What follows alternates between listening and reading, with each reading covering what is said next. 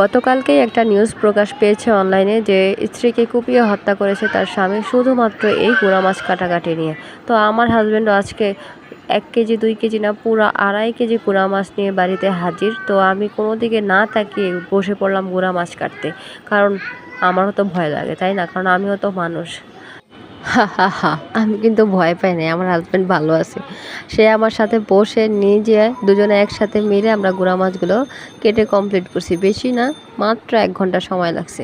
তারপরে এই যে সাথে এনেছিল এই মাছগুলো, এই মাছের নাম কি সেটা আমি জানি না। সেটা আমি আপনাদেরকে হাতে উঠিয়ে দেখাচ্ছি। আপনারা বলে যাবেন এই মাছের নাম কি।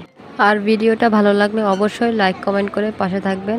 এই তো ধোয়াও শেষ। আপনাদেরকে দেখাচ্ছি, তবে আমি ভালো করে ধুইনি এগুলো। আমি পরে আবার রান্নার সময় আরেকবার ধোয়া দিয়ে রান্না করবো আর কি। এই যে এটাও আমি ধুয়ে করে ফেলেছি। তারপর আমি পলিথিনে সবগুলো আলাদা আলাদা করে রেখে দিয়েছিলাম, সেটা আমি ক্যাপচার করে নিয়ে। তো সবাই ভালো থাকবেন। কে কোথা থেকে আমার ভিডিও দেখছেন অবশ্যই কমেন্ট করে জানাবেন।